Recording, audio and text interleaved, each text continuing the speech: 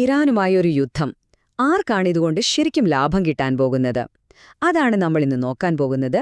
ഈ സങ്കീർണമായ വിഷയത്തിലേക്ക് നമുക്കൊന്ന് ആഴ്ന്നിറങ്ങാം. അപ്പോൾ ഇതാണ് നമ്മുടെ മുഴുവൻ ചർച്ചയുടെയും കേന്ദ്രബിന്ദു, അല്ലേ?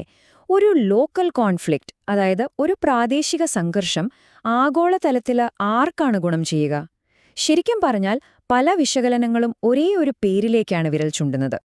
അതെ, നിങ്ങൾ കേട്ടത് ശരിയാണ്. റഷ്യ.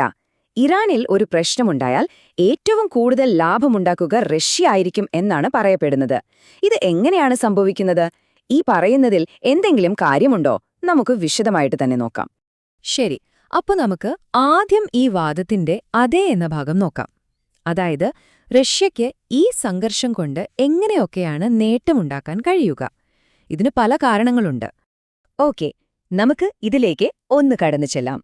പ്രധാനമായും മൂന്ന് വഴികളാണ് മോസ്കോയുടെ മുന്നിലുള്ളത്. ഒന്ന്, ഊർജ്ജരംഗത്തെ ആധിപത്യം. 2, പൊളിറ്റിക്കൽ ലിവറേജ്, അതായത് രാഷ്ട്രീയപരമായ ഒരു മുൻതൂക്കം. പിന്നെ മൂന്നാമത്തേത്, വളരെ പ്രധാനപ്പെട്ട ഒന്ന്, യുക്രൈനിൽ നിന്ന് ലോകത്തിന്റെ ശ്രദ്ധ മാറ്റുക എന്നത്. ഇതിന്റെയെല്ലാം തുടക്കം ഒരു ചെറിയ കടലിടുക്കിൽ നിന്നാണ്, ഹോർമസ്. ലോകത്തിലെ എണ്ണ വിപണിയുടെ ഒരു പ്രധാന നാഡീഞരമ്പാണിത്. ആഗോള എണ്ണയുടെ ഏകദേശം 1/5 കടന്നുപോകുന്നത് ഇതിലൂടെയാണ്. അപ്പൊ ഒന്ന് ചിന്തിച്ചു നോക്കൂ, ഇവിടെ ഒരു പ്രശ്നമുണ്ടായാൽ എന്തായിരിക്കും അവസ്ഥ? ആഘാതം ചെറുതൊന്നുമായിരിക്കില്ല. എണ്ണവില ഒരു ബാരലിന് $100 കടന്ന് മുകളിലേക്ക് റോക്കറ്റ് പോലെ കുതിച്ചുയരും. ഇതിന്റെ ഏറ്റവും വലിയ ഗുണം ആർക്കായിരിക്കും? തീർച്ചയായും റഷ്യയ്ക്ക്. കാരണം അവരുടെ എണ്ണ വരുമാനം കുത്തനെ കൂടും. യുക്രൈൻ യുദ്ധം കാരണം പണത്തിന് ആവശ്യം കൂടിയിരിക്കുന്ന ഈ സമയത്ത് ഇതവർക്കൊരു ജാക്ക്പോട്ട് പോലെയായിരിക്കും. എന്നാൽ ഇത് പൈസയുടെ കാര്യം മാത്രമല്ല, രാഷ്ട്രീയമായും റഷ്യക്ക് ഇത് വലിയൊരു നേട്ടമാണ്. നോക്കൂ, ദുർബലമാകുന്ന ഒരു ഇറാൻ ആയുധങ്ങൾക്കും മറ്റ് സഹായങ്ങൾക്കുമായി ആരെ ആശ്രയിക്കും? മോസ്കോയെ. അതിനേക്കാളും ഒക്കെ പ്രധാനപ്പെട്ട ഒരു കാര്യമുണ്ട്. ലോകത്തിന്റെ മുഴുവൻ ക്യാമറകളും മിഡിൽ ഈസ്റ്റിലേക്ക് തിരിയുമ്പോൾ യുക്രൈനിൽ എന്ത് നടക്കുന്നു എന്ന് ആര് ശ്രദ്ധിക്കാൻ പോകുന്നു? ഇതൊരു തന്ത്രപരമായ ശ്രദ്ധമാറ്റലാണ്. പക്ഷേ ഈ കളി അത്ര സിമ്പിളല്ല. എല്ലാ നാണയത്തിനും ഒരു മറുവശമുണ്ടെന്ന് പറയുന്നത് പോലെ ഇതിനുമുണ്ട്. ഈ സംഘർഷം ചിലപ്പോൾ റഷ്യയ്ക്ക് തന്നെ ഒരു പാരയായി മാറിയേക്കാം. അപ്പോ ഇല്ല എന്ന വാദമുഖം എന്താണെന്ന് നമുക്ക് നോക്കാം. ഇതൊരു ഇരുതല മൂർച്ചയുള്ള വാളാണ്. ഒരു വശത്ത് പെട്ടെന്നുള്ള ലാഭമുണ്ട്. ഉയർന്ന എണ്ണവില, പാശ്ചാത്യ രാജ്യങ്ങളുടെ ശ്രദ്ധ തിരിയുന്നത്, ഇതൊക്കെ കൊള്ളാം. പക്ഷെ മറുവശത്തോ വലിയ അപകടങ്ങളുണ്ട്. പ്രാദേശികമായി കാര്യങ്ങൾ കൈവിട്ടുപോയാൽ, തങ്ങളുടെ ഒരു പ്രധാന വിതരണക്കാരനെ നഷ്ടപ്പെട്ടാൽ, അത് ദീർഘകാലത്തേക്ക് റഷ്യയ്ക്ക് വലിയ നഷ്ടമുണ്ടാക്കും.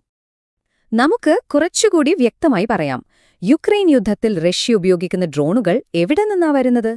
പ്രധാനമായും ഇറാനിൽ നിന്ന്. അപ്പോ ഇറാൻ തകർന്നാൽ ആ സപ്ലൈ ചെയിൻ അതോടെ തീരും. അതുമാത്രമല്ല, റഷ്യയുടെ തൊട്ടടുത്തുള്ള തെക്കൻ അതിർത്തിയിൽ പ്രശ്നങ്ങൾ പടരാൻ സാധ്യതയുണ്ട്. പിന്നെ ഉപരോധം മറികടക്കാൻ സഹായിക്കുന്ന ഒരു പ്രധാന കൂട്ടാളിയെ നഷ്ടപ്പെടും.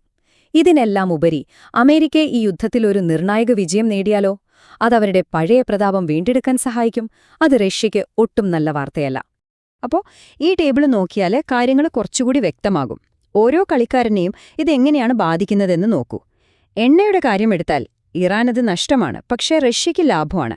പാശ്ചാത്യ രാജ്യങ്ങൾക്കോ വലിയ തലവേദനയാണ്. രാഷ്ട്രീയ സ്ഥിരതയുടെ കാര്യത്തിലും ഇതുപോലെ തന്നെ, ആഗോള ശ്രദ്ധയുടെ കാര്യത്തിലും അതെ. ഓരോരുത്തർക്കും ഗുണവും ദോഷവുമുണ്ട്. ശരി, ഇനി അടുത്തൊരു കാര്യത്തിലേക്ക് വരാം. ഈ കളിയിൽ റഷ്യ മാത്രമല്ല ഉള്ളതെന്ന് നമ്മൾ ഓർക്കണം. ഈ സംഘർഷം കൊണ്ട് ലാഭമുണ്ടാക്കാൻ കാത്തിരിക്കുന്ന വേറെയും ചിലരുണ്ട്. ആരാണവർ? നോക്ക്, ഇസ്രായേലിന് അവരുടെ പ്രധാന ശത്രുവായ ഇറാനെ ഒതുക്കാം. സൗദി അറേബ്യയ്ക്കും മറ്റ് ഗൾഫ് രാജ്യങ്ങൾക്കും അവരുടെ ഏറ്റവും വലിയ റീജിയണൽ റൈവലിനെ ദുർബലപ്പെടുത്താം.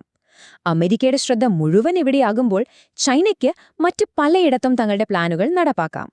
പിന്നെ മറക്കരുത്, അമേരിക്കയിലെ ആയുധനിർമ്മാണ കമ്പനികൾക്ക് ഇത് ചാകരയാണ്.